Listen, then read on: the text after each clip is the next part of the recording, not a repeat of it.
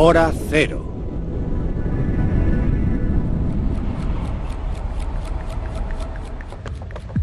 A la 1:23 de la madrugada del 26 de abril de 1986, el mundo estaba a unos segundos del peor accidente nuclear de la historia.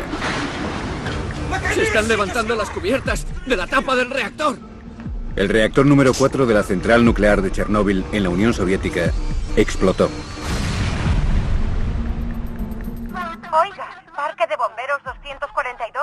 Sí, ¿qué 5 ocurre? minutos después, una llamada telefónica se convertía en el primer testimonio grabado de la tragedia que estaba a punto de Hola, desencadenarse. 353. El techo del reactor número 4 de Chernóbil está ardiendo. La mañana permitió contemplar la devastación material, pero estaba por llegar algo mucho peor. El desastre de Chernóbil trajo muerte y enfermedades, y llegó a poner en cuestión hasta el propio concepto de energía nuclear.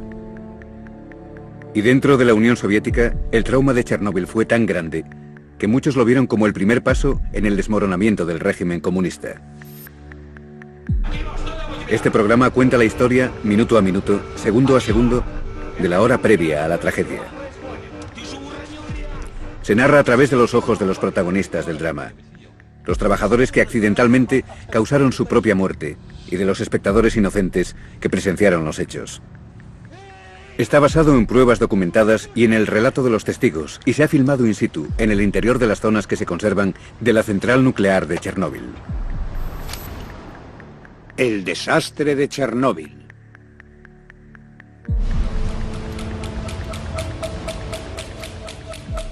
Sala de control del reactor número 4 de Chernóbil. Aquí es donde se tomarán las decisiones clave en el transcurso de la próxima hora. El futuro del reactor y del mundo que le rodea está en manos de 3 hombres. Con solo 26 años, Leonid Totunov es el ingeniero experto de control. Su labor consiste en controlar la enorme potencia del reactor.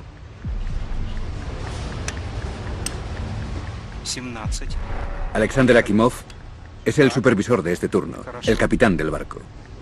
¿Habéis dormido bien? ¿Habéis comido suficiente? Pero esta noche tiene un superior. El adjunto al ingeniero jefe, Anatoly Dyatlov, está al mando. Dyatlov es uno de los ingenieros nucleares de mayor prestigio en la Unión Soviética, y es un hombre duro que trabaja en un sistema difícil.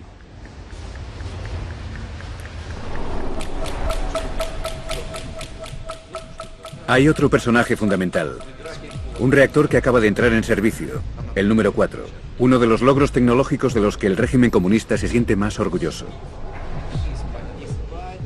Esta noche la sala de control se prepara para un test de seguridad del reactor. La potencia ha caído hasta casi 500 megavatios. ¿Cómo dices? Voy a desconectar todos los reguladores automáticos. Entre los ingenieros y Dyatlov se desata una disputa de tintes proféticos sobre el nivel de potencia que se considera seguro para comenzar el test. La potencia sigue cayendo. Continúa. ¿Qué pasa aquí? No deberíamos bajar de los 700 megavatios, no es seguro. ¿Se lo digo? Iré a decírselo. Sí, díselo. No hace falta que me digas nada. Tu trabajo no consiste en pensar, yo tomo las decisiones. Vosotros hacéis lo que se os ordena. ¿De dónde habéis sacado a esos idiotas? Esta noche la central nuclear de Chernóbil oculta 2 secretos mortales. El primero es un defecto en el diseño del reactor, letal en potencia, y que los ingenieros desconocen. Un defecto que lo hace muy inestable al funcionar a baja potencia. El segundo secreto atañe al hombre que está al mando. A Anatoly Dyatlov le asusta la tecnología que pretende dominar.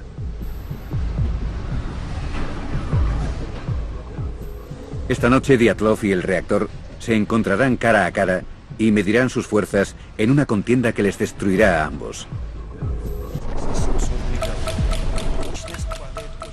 12 de la noche y 31 minutos. La discusión sobre el nivel de potencia con el que puede comenzar el test de seguridad del reactor número 4 de Chernóbil se acalora cada vez más. El nivel de potencia está bajo el umbral de seguridad mínimo de 700 megavatios. La potencia cae demasiado rápido. Lo único que no funciona aquí es tu equipo de incompetentes. El test ha sido ordenado por el Departamento de Energía Atómica soviético y es una herencia de la Guerra Fría, del miedo a sufrir un ataque que todavía atenaza a la Unión Soviética. Unos años antes, las fuerzas aéreas israelíes habían bombardeado un reactor nuclear iraquí construido por los soviéticos. Desde entonces, los científicos soviéticos han ordenado test en los reactores para saber qué ocurriría si sufrieran un ataque enemigo y se interrumpiese el suministro de energía.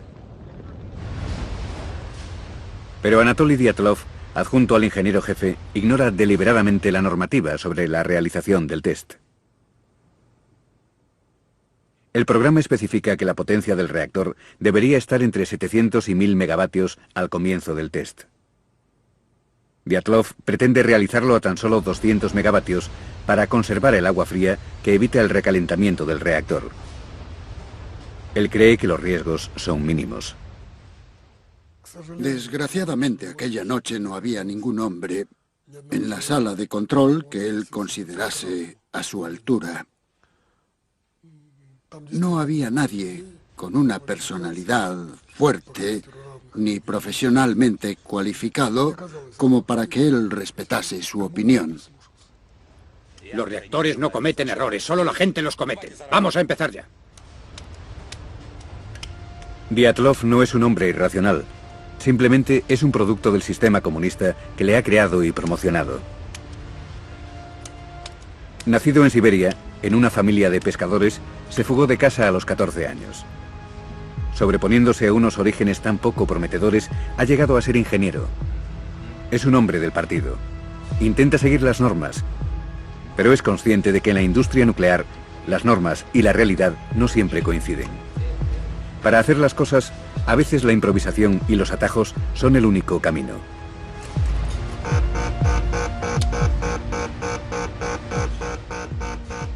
Al disminuir la potencia, se ha provocado un descenso demasiado rápido. ¿Qué ocurre?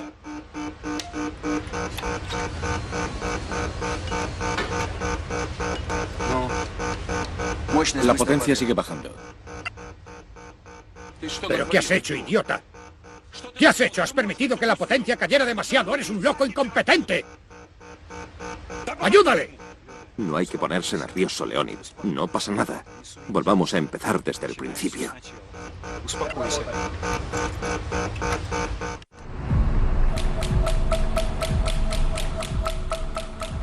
A 1,5 kilómetros de Chernóbil se encuentra la ciudad dormitorio de Pripyat.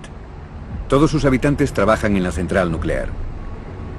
Aunque todavía no lo saben, el destino de todas estas personas quedará marcado por los acontecimientos que se están desarrollando en la sala de control número 4.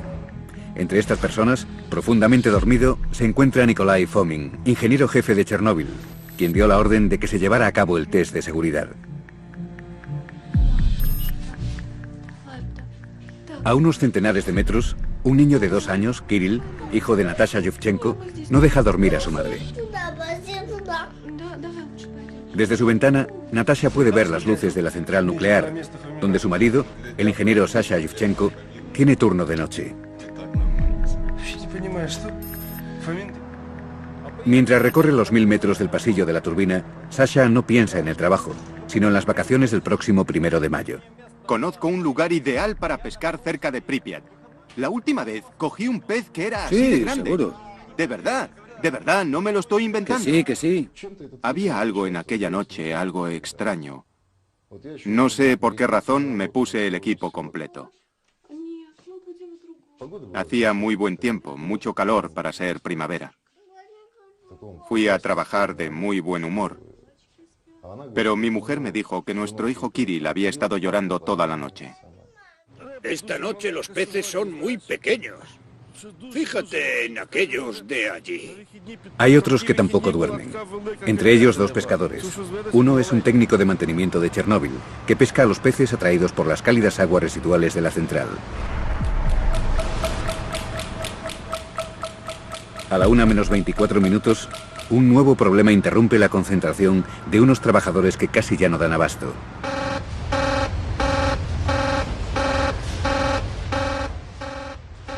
¡Apaga ese ruido!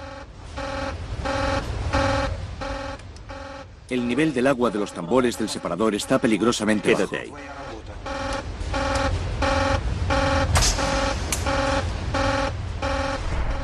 El ingeniero jefe de control de la unidad, Boris Stolyarchuk, controla el flujo de agua a través del reactor. Él también está acostumbrado a alarmas de este tipo. El nivel del agua en los tambores del separador siempre era difícil de controlar con poca potencia. Todos los operadores lo sabían, por eso no me preocupó. Era algo habitual que esto sucediese. Este tipo de anomalías eran normales. A la 1:22, el reactor se para completamente. Dyatlov toma una decisión fatídica. ¡Has parado el reactor, imbécil! ¡Enciéndelo ahora mismo! ¡Sube esas barras de control inmediatamente, antes de que pierda la paciencia! ¡Eres un incompetente! Para aumentar la potencia después de las 12:30, el equipo tuvo que sacar todas las barras de control del reactor. Aquello fue como montar un arma.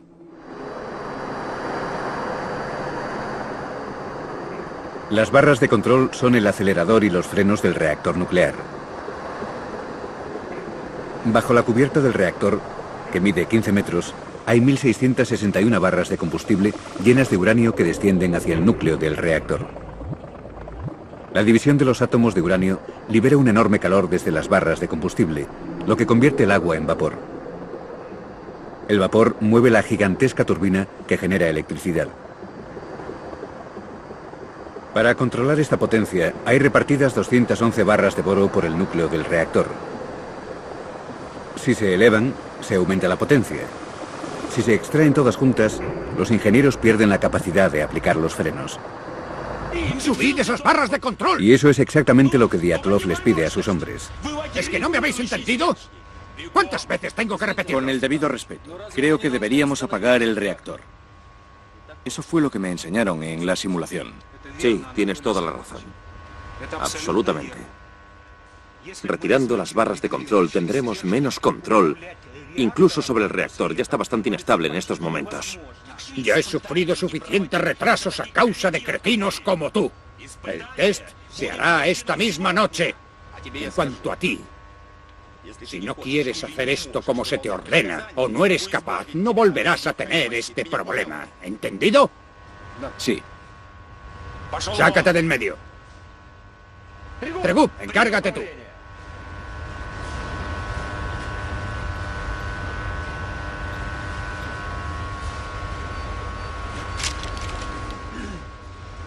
Vamos a empezar.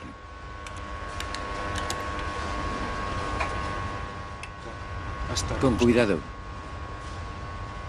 El conato de motín ha fracasado.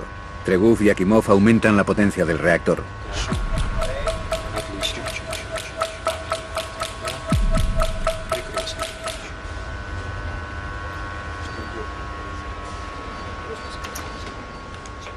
En tan solo 5 minutos ya han conseguido el aumento de potencia. Dyatlov ya tiene lo que quiere. He conseguido aumentar la potencia de nuevo hasta 160 megavatios. Bien. Por fin podremos empezar. Pasa el control a Toptunov. Todo tuyo, Leonid. Pero no te separes de él. El equipo de la sala de control tiene muchas razones para no rebelarse. El puesto de ingeniero nuclear es prestigioso y está muy bien pagado. Viven con sus familias en Pripyat, la ciudad creada por la compañía. Las tiendas están bien abastecidas. Hay un colegio nuevo y un parque de atracciones. Nadie quería quedarse sin empleo porque perder ese trabajo significaba perder el piso en Pripyat e ir a alguna otra parte, probablemente a alguna aldea horrorosa de Siberia. El miedo a ser despedidos fue la razón de que no se manifestaran con más contundencia cuando vieron que estaban haciendo algo que podría ser muy peligroso. A la 1:08 suena otra alarma. Vuelve a haber escasez de agua en los tambores del separador. Pues arréglalo, no eres un niño.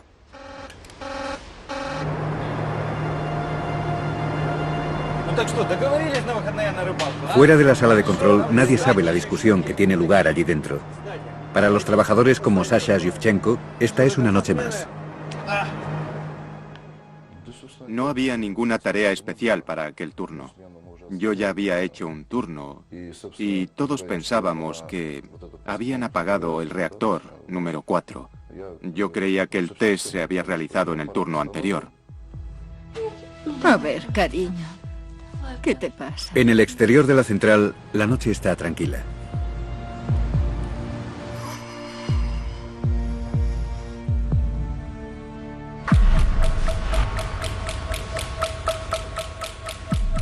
Una y 3 minutos. Tras el motín fallido, la sala de control vuelve a estar tranquila. Estamos a 200 megavatios. Los hombres tienen la potencia del reactor al nivel que el ingeniero jefe adjunto Dyatlov quiere para el test. Anatoly, estamos de nuevo en 200 megavatios. Muy bien. Comenzad con los preparativos. Según la normativa, el test tiene que realizarse a 700 megavatios. Ahora que si insistes en que lo hagamos a 200 megavatios, ¿te importaría dejar constancia por escrito en el diario de lo que has ordenado? Voy a decirte una cosa. Como ingeniero jefe adjunto, tengo potestad para cambiar los parámetros del test.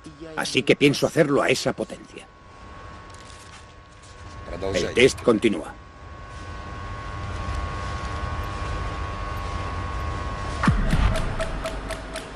En la sala de bombas, el mecánico Valera Kodenchuk recibe la visita de su amigo, el supervisor Valery Perevozchenko.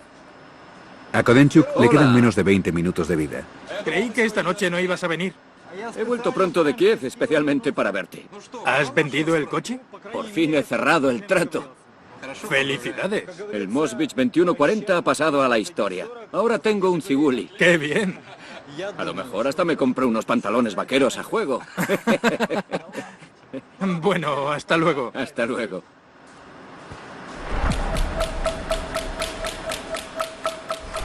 El siguiente en la ronda de Perevozchenko es Sasha Yuvchenko, del Departamento de Mantenimiento. Una petición banal les hará volver a la sala de bombas, cerca del núcleo del reactor. Sasha, necesito pintura verde. ¿Para qué? Para retocar las tuberías de la sala de bombas. Me queda algo en el almacén, ven conmigo. Oye, este tipo no tiene ni idea de pesca, igual que tú. ¡Oh!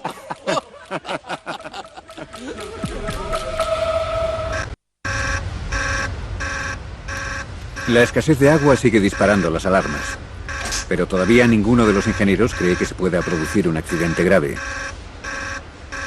Para el hombre que está al mando, Nikolai Fomin, es simplemente inconcebible. Fomin había hecho un curso por correspondencia de ingeniería nuclear, pero no era un experto en la materia. Había ascendido gracias a sus contactos en la secretaría del partido. A diferencia de Dyatlov, que era consciente de que se corrían riesgos con estos reactores, Fomin se creía todo lo que había leído, así que cuando surgió el tema de la seguridad dijo, bueno, las posibilidades de un accidente son remotas, tan remotas como las de que nos alcance un meteorito. Incluso alguien preocupado por la seguridad como Alexander Akimov, que conoce la tecnología, ha calculado oficialmente que las posibilidades de que ocurra un accidente en Chernóbil son de 1 entre 10 millones al año. Pero Akimov y sus compañeros no conocen el reactor tan bien como ellos creen. Son víctimas de años de encubrimiento y negligencia.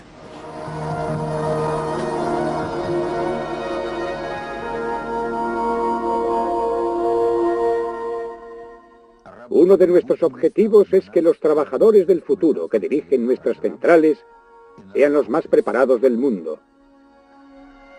Desde la década de 1960, la expansión de la energía nuclear había sido un objetivo clave para el régimen comunista, y nada podía interponerse en su camino, ni siquiera el KGB.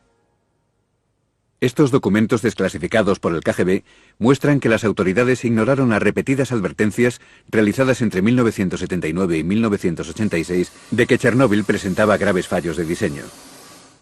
Víctor Bryukhanov, director de Chernóbil, y sus colaboradores se apresuraron en poner en marcha el reactor número 4 para obtener, tanto ellos como sus jefes del partido, beneficios sustanciales. La seguridad quedaba en segundo plano. Bryukhanov, el director del complejo de la central nuclear, tenía siempre muchas dificultades para cumplir los plazos de construcción de los reactores. Por ejemplo, la cubierta de los reactores tendría que haber sido construida con materiales ignífugos, pero esos materiales ignífugos no existían y había que poner la cubierta, así que se usaron materiales combustibles. Los accidentes eran habituales y se silenciaron. El test que se está llevando a cabo esta noche debería haberse realizado antes de la puesta en servicio del reactor número 4. Y en Chernóbil, tanta improvisación está a punto de pasar factura. En el núcleo del reactor ocurre algo muy grave, pero en la sala de control nadie se ha dado cuenta. Las barras de boro que siguen en el reactor solo están insertadas parcialmente en la parte superior, por lo que la potencia se está acumulando en un punto crítico en el fondo del núcleo, donde los sensores no siempre la detectan. El reactor se ha convertido en una bomba de relojería invisible.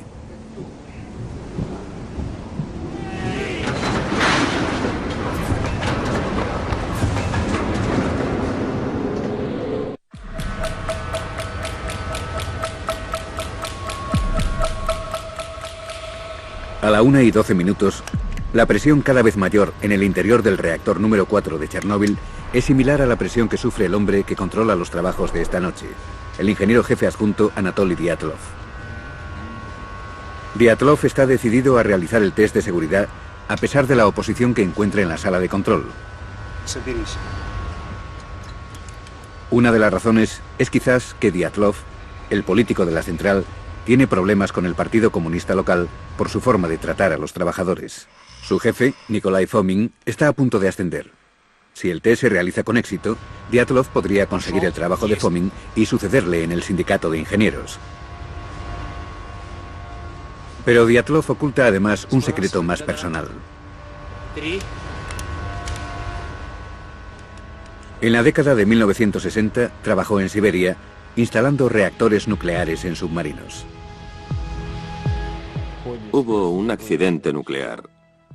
Durante la investigación se descubrió que había sido consecuencia de las acciones de Dyatlov, aunque no se hizo constar que fuera culpa suya. Dyatlov había estado expuesto a 200 rem, el triple de la radiación normal que se recibe a lo largo de la vida. Poco después del accidente de Siberia, el hijo de Dyatlov murió de leucemia, la enfermedad más habitual en los niños que son expuestos a la radiación. Al parecer la tragedia le cambió. Le hizo más trabajador, más obstinado. Esta noche, su voluntad se enfrenta a la misma energía nuclear que le arrebató a su hijo.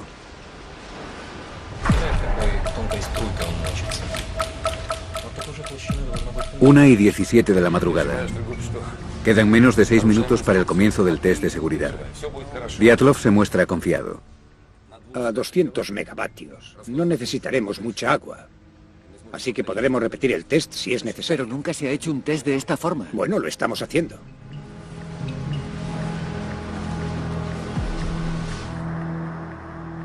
Pero en el fondo del núcleo continúa formándose un punto crítico sin que nadie se dé cuenta. ¡Deprisa, deprisa! ¡Deprisa, deprisa! Fuera de la sala de control, la vida y los cotilleos continúan como siempre. No entiendo qué hace Fomin dirigiendo una central nuclear. Él viene de una central eléctrica. Por eso dice siempre que dirigir una central nuclear es como manejar una cafetera eléctrica. ¿Has visto alguna vez un mosquito? Sí. Pues imagínate la línea tan estrechita que deja cuando hace pis. Hay que ser capaz de caminar en una línea así de fina para tener éxito en el partido. Si no puedes, no te acerques a los políticos. O los mosquitos siberianos podrían picarte.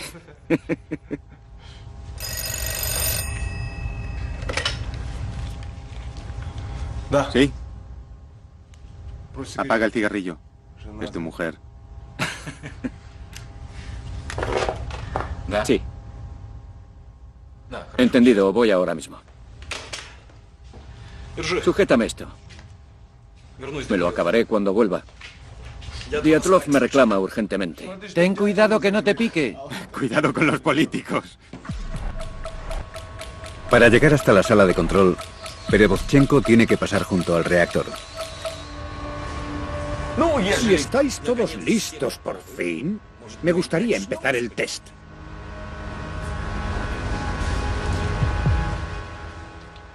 Anotad todos los parámetros del test del turbogenerador. Estamos a punto de comenzar.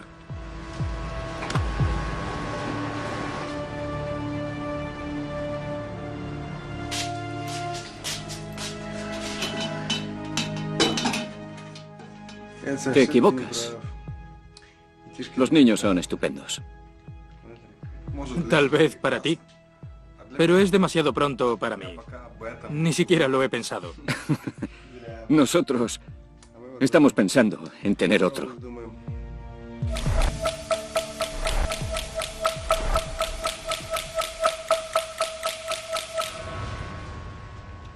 Encended las 2 bombas de reserva. Encended las 2 bombas de reserva. Bombas de reserva encendidas. Bien. Alexander Fyodorovich, vamos a empezar el test.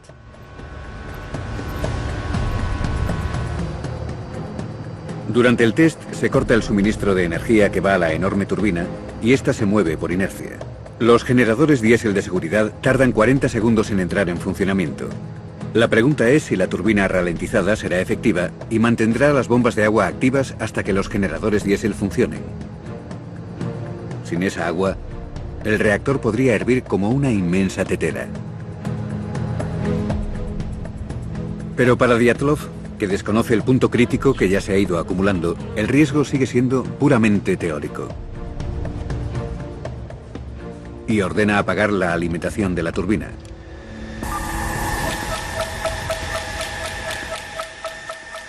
En el minuto siguiente se desencadenará una terrible serie de acontecimientos paralelos.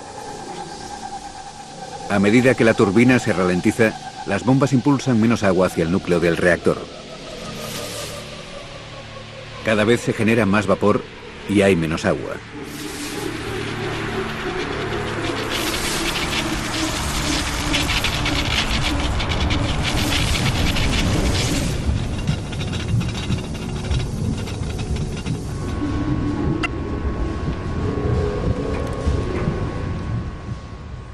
A cada segundo que pasa, la presión del vapor se acumula en el invisible punto crítico del núcleo.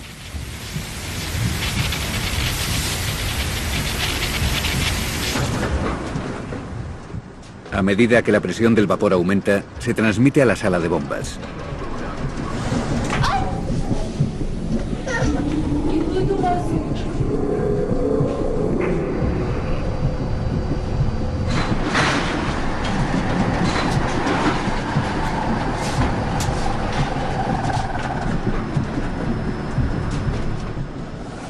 Perevozchenko entra en el enorme hueco del reactor, directamente sobre la cubierta y contempla algo nunca visto.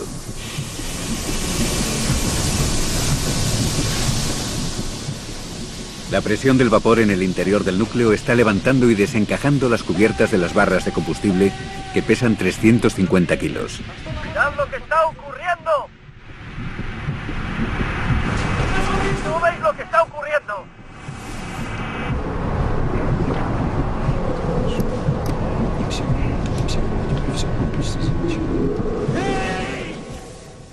¡Pero no veis lo que está ocurriendo! ¡Maldición!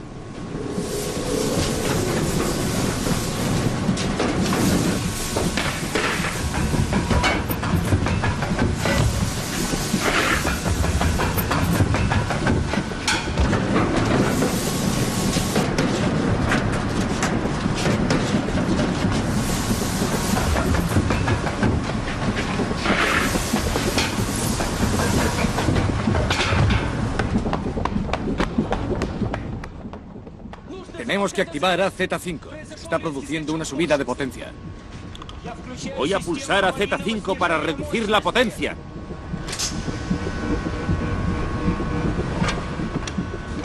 Al pulsar el botón de emergencia AZ5, automáticamente se bajan las barras de boro y se reduce la potencia. Pero esta acción tiene un efecto imprevisto que resultará fatal.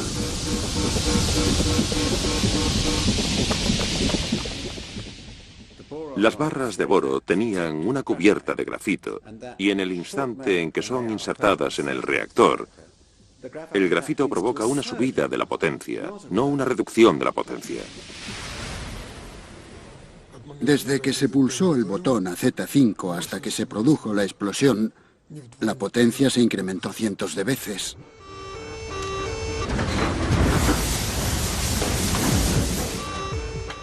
Akimov, ¿qué está pasando aquí? ¡Akimov! No somos nosotros, Anatoly. Tal vez sea Stolyarchuk.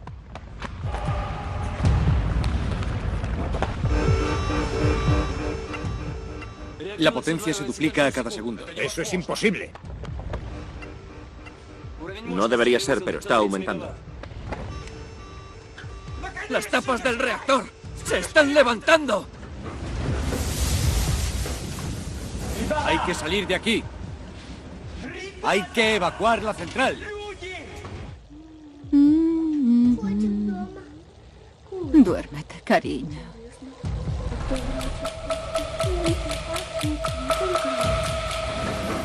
En apenas unos segundos se producirá el desastre.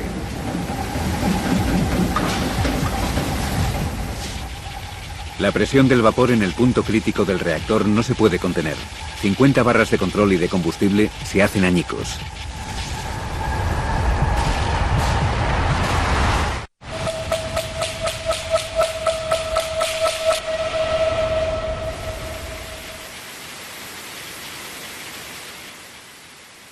La potencia sube vertiginosamente, convirtiendo el reactor en una olla a presión volcánica.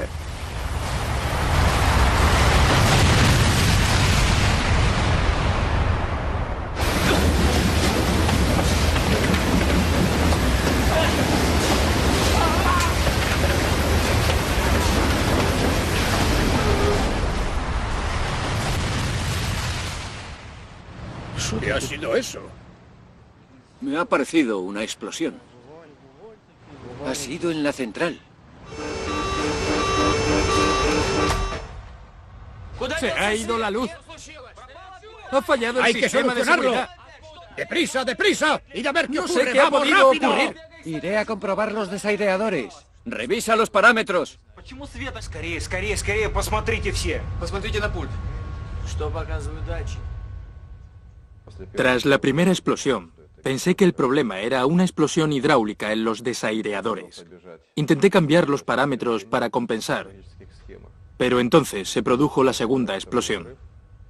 Segundos después de la primera explosión, oímos la segunda, una enorme explosión. No sabía qué había ocurrido. Simplemente sentimos la onda expansiva. Me destrozó la puerta.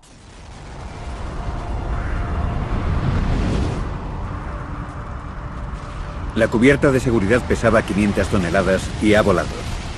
El reactor se convierte en un gigantesco soplete que expulsa 50 toneladas de combustible nuclear a la atmósfera, multiplicando por 10 los valores de Hiroshima. 700 toneladas de grafito radiactivo vuelan alrededor de la central.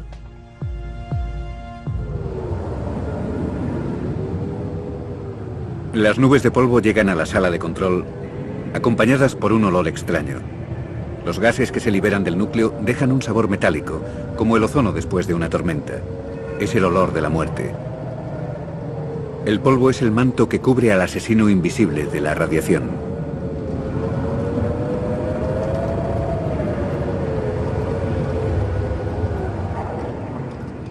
Los operadores de la sala de control están lejos del núcleo del reactor y sobreviven a la explosión, pero algunos habrían deseado no estarlo.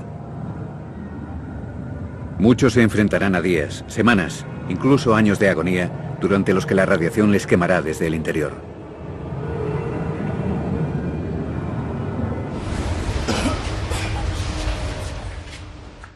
Lo que más me sorprendió fue lo que le pasó a la pared.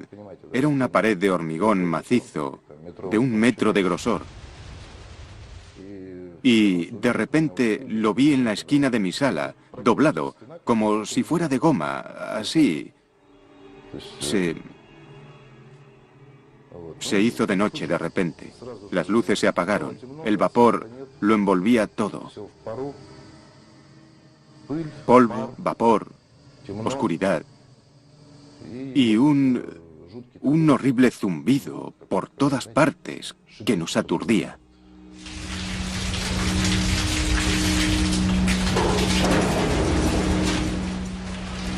¿Qué ha pasado? Tal vez es la guerra. Voy a volver a mi puesto.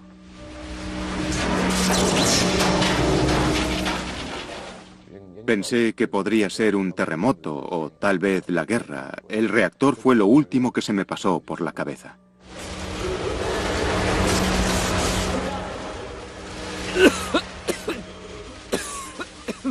¿cómo estás? Hay otros.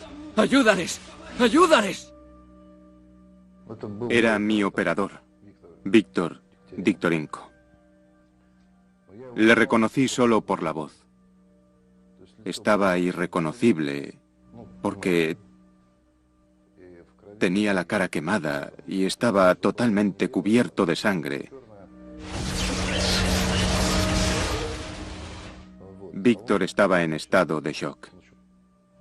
Me dijo que había estado cerca de las bombas con Brusinovsky, el segundo operador de bombas, y que se había quedado allí y que yo tenía que ayudarle.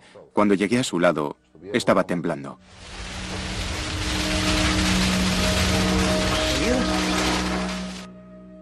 Es lo normal en una persona que ha sufrido un shock.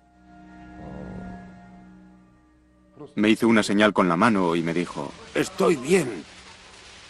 Ayuda a Kodenchuk. Está en la sala de bombas.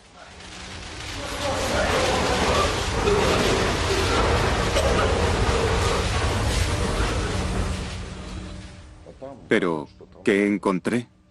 Ruinas. Fue todo lo que vi. Si hubiera estado allí, yo habría quedado enterrado, bajo las columnas.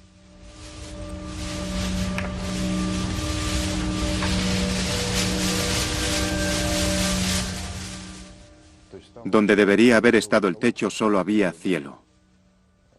Un cielo plagado de estrellas.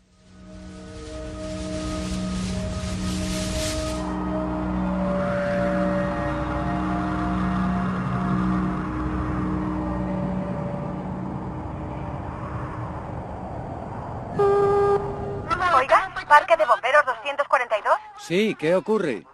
Ha habido una explosión entre los reactores tercero y cuarto. ¿Hay personas atrapadas? Sí, ya hemos dado la alarma.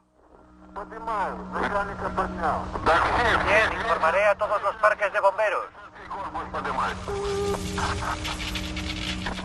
¿Leonid Alexeyevich? Sí. Hola, 353. La cubierta del reactor número 4 de Chernóbil está ardiendo. Oh, Dios mío. A las 3 de la madrugada, empecé a vomitar violentamente. Esa fue la primera señal de que me había afectado la radiación. A las 6 no podía ni llegar al puesto de primeros auxilios solo. Me ayudaron, me subieron a una ambulancia y me llevaron al hospital. Sasha Yuvchenko sobrevivirá. Otros ya se están muriendo. La radiactividad expulsada por el reactor se desplaza sobre Bielorrusia hacia el corazón de Europa. La verdadera pesadilla está a punto de comenzar.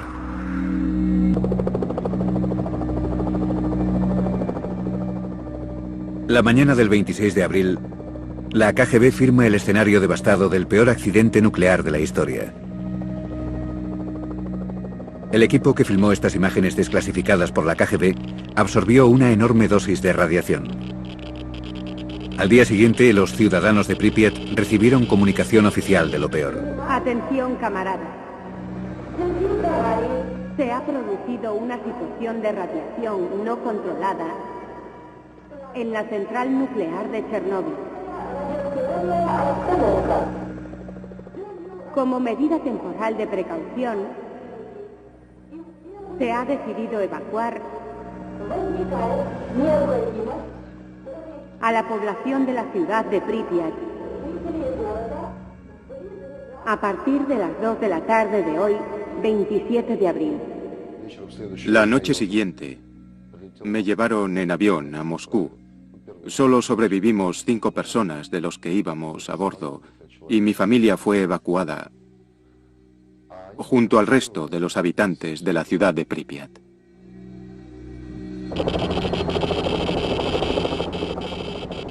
Se tardaría una semana completa en evacuar a las 135.000 personas. El nivel de radiación era tan alto que en esta película se perciben los flashes que generaba.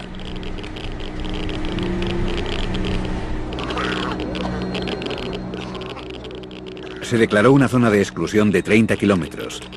Una zona congelada, como una Pompeya moderna.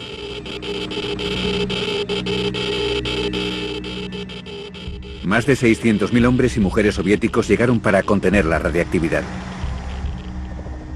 Trabajaron en condiciones infernales, a menudo caóticas, demostrando un valor extraordinario para proteger al resto del mundo. Muchos no llevaban equipo protector, y todo lo que tocaban estaba cargado de radiactividad.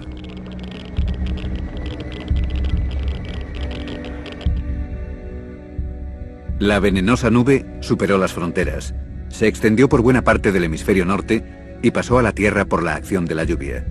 El polvo radiactivo sigue vivo en plantas, animales y seres humanos.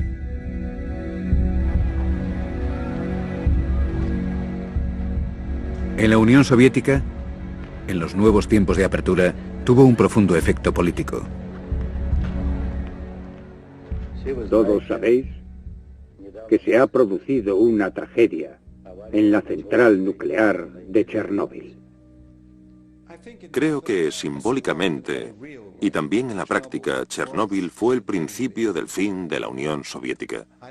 Creo que, de manera simbólica, la fusión, la explosión, fue causada por las contradicciones inherentes al sistema soviético y, por consiguiente, es un buen paradigma, por así decirlo, un símbolo de lo que habría de ocurrir. La factura que Chernóbil se cobró en vidas, aunque escalofriante, ha resultado ser menor de lo que en principio se temió. Los científicos coinciden en que provocará unos 10.000 cánceres en Rusia y 25.000 en todo el mundo en un periodo de 70 años. De momento, el único aumento de enfermedades comprobado es el de cáncer de tiroides infantil.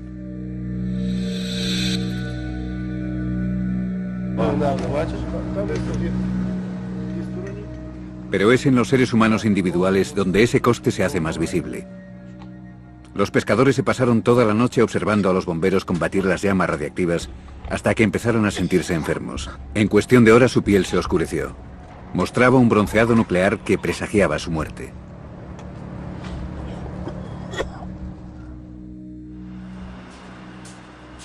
Treinta trabajadores, entre ellos algunos bomberos que sofocaban el incendio de la central, murieron de envenenamiento por radiación aguda. ¿No ibas a venir? He vuelto pronto de Kiev, especialmente para verte. ¿Has vendido el coche? Valera Kodenchuk resultó vaporizado en la explosión mientras se encontraba en su puesto en la sala de bombas. Valery Perevozchenko murió 6 semanas después a consecuencia de las quemaduras por radiación que sufrió intentando encontrar a su amigo Kodenchuk. Alexander Akimov murió 15 días después de la explosión de envenenamiento por radiación. Mientras pudo hablar, repitió: "Lo hice todo bien. No entiendo por qué ha ocurrido esto". Leonid Toptunov murió 3 días después de Akimov. También él mantuvo su inocencia hasta la tumba, repitiendo que había hecho todo lo que había podido. El ingeniero jefe de Chernóbil, Nikolai Fomin, fue condenado a 10 años de trabajos forzados, pero sería puesto en libertad al poco tiempo debido a su estado mental. Dicen que a veces recupera la lucidez. Milagrosamente, Sasha Yuvchenko sobrevivió, al igual que su mujer, Natasha, y su hijo Kirill. Pero aquella noche sigue viva en su memoria y en su cuerpo. El primer año me hicieron 15 operaciones de injerto de piel. Las quemaduras no aparecieron todas a la vez, fueron apareciendo cuando me llevaron al hospital de Moscú.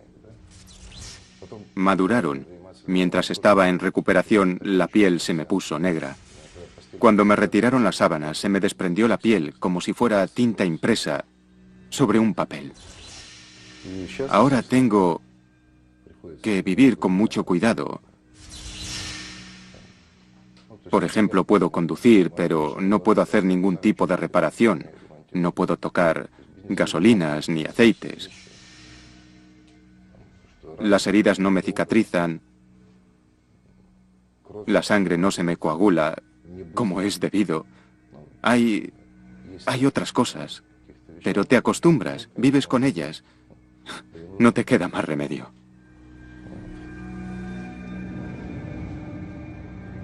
Anatoly Dyatlov recibió una enorme radiación de 390 rem.